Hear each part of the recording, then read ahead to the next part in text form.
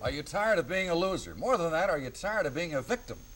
By not being able to say no, not being able to assert yourself in a positive way? Well, psychologist Dr. Wayne Dyer, author of Your Erroneous Zones, has come up with a new one, Pulling Your Own Strings. Dr. Dyer, good morning. Welcome to you. Thanks, John. It's good to be here. Okay. A lot of people are victims, whether they want to be it or not. Everything just... Remember the cartoon, Little Abner, Joe Biff's, with that cloud over his head? Always right. a victim. Right. Or Ziggy. Right.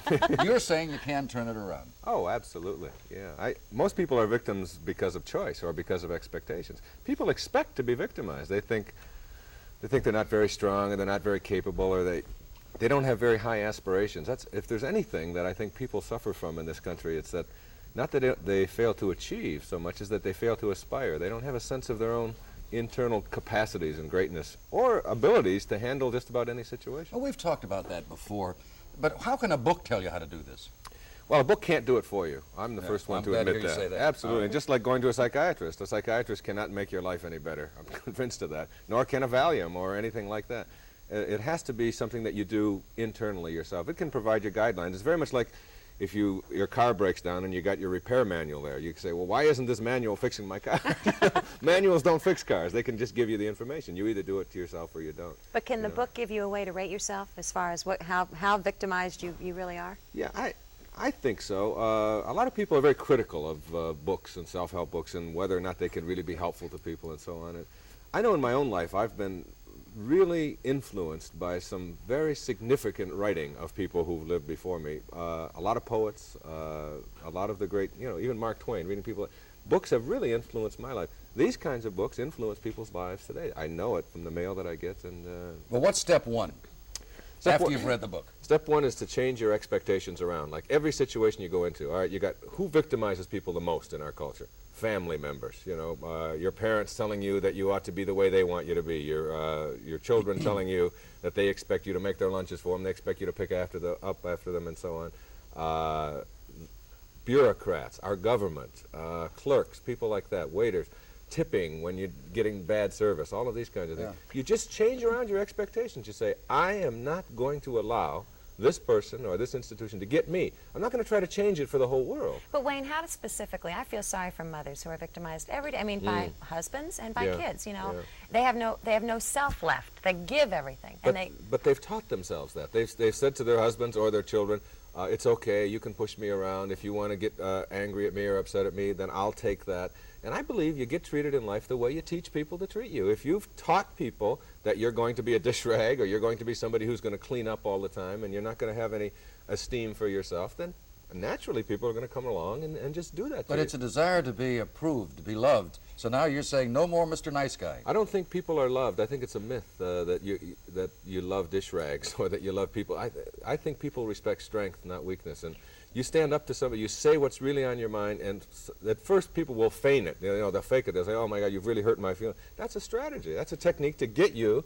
If I can get you to come over and visit me on Sunday by using guilt, and saying, oh, if you don't visit me, it's okay. I went through 18 hours of child labor, but that's okay. And if you don't come, then, and I can use all of this stuff, and you'll come, well, I'm going to continue to use that. But if you say, wait a second, I've got a right to decide where I'm going to be on Sunday, and I can't be there this Sunday, and you're firm about that, what happens is after a while, people respect you more. What happens at work, though, when you go down and tell that to your boss?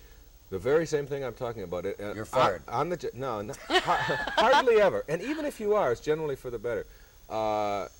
Even on the job, people respect strength. You don't want somebody on the job who's always going to be a yes man, who's always going to, if you're trying to run the show and you want to know how things are going and what the reactions are, and you got a lot of yes men around you, which is like what Nixon had around him. Everybody's just going around saying yes sir, yes. And you find that the show's ratings are going down and down and down because people aren't willing to be honest with you. You want to have a producer or director or staff people who are going to say, look, this is what you're doing that's not working, this is what's effective. You don't have to be nasty or Yeah, but boorish. we expect that. But the question I have is, if you've set a pattern in your household as a mother, or even in a relationship with a man, or vice versa, and you've been the giver and the nice guy, all of a sudden when you make that change, then don't people pull back and say, wait, you don't love me anymore? Yeah, they do, and that's a technique too. That's a strategy to get you to go back to being a slave again. And when you suddenly say to them, I love you, it has nothing to do with love, it has to do with my interest in being my own person, and you're using guilt saying, you don't love me, isn't going to work anymore. How many women, how many times in your life have you gone out with a man when you were dating, or if you're dating now, have somebody called you up and you know you don't want to go out with this person? You know, nice guy, everything is, but you know there's nothing there. And you can't say no. Yeah, and you just say, oh, well, and then there you are, 3 weeks later, you're going out on a date, and this guy is coming on to you, and you're just saying, what am I doing here? I know. And learning how to just say, no, you know, I don't want to go. And he says, well, you know, you're hurting my feelings, and I'll probably have to put my head in the oven, and, you know, any number of things. You say, all right, I'll go, you know, anything. You know, and this is that's a victim status. You've got to learn not to make commitments for things. Actually, what you're saying, be a little selfish, huh? Selfish, not inconsiderate, yes, but selfish, definitely in the sense of your own time. Yeah, it's your life, it's your time, it's the only shot you get at this life, and why should anybody else run it for you? It seems really like all there's an I'm awful saying. lot of selfish people in the world already. Well, selfish, when you use selfish, generally you mean inconsiderate, you know, stepping on other people, not caring about others. I don't believe in that. I don't do that myself. I spend most of my life in the service of other people. But it's because if you love yourself, you can give love away. If you can't give away what you don't have, if you don't feel good about that's you. step one. No more Mr. Nice Guy. Number two. It's like going out and practicing, you know, really standing up for the things. You know, somebody's out there. You mean go practice being insulted? If it's necessary, but it isn't necessary. It's, you know, I have a thing called being quietly effective, John. And it's like, you know, a lot of people misconstrue their goals in life. They pull into a gas station, all right, and they want their windshield washed. The guy is too busy, he doesn't care, he's not interested, he doesn't wash your windshield.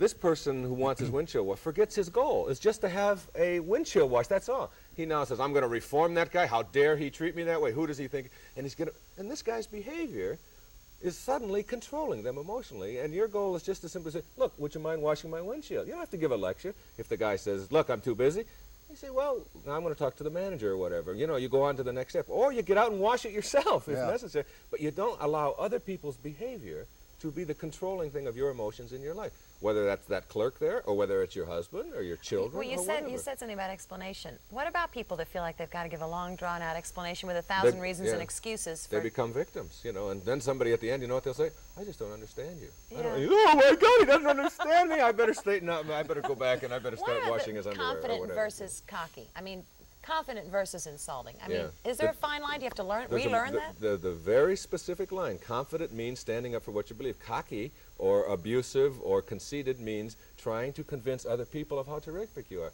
If you run your life on your inner signals, you don't have any need to show anybody else how great you are. If you're confident, you just simply do it. Well, it's all in the book here. We've mentioned a couple of steps. You've heard the thinking behind it. Dr. Dwayne Dyer's Pulling Your Own Strings. I don't like the way you hold that book, John. That's right. Be assertive.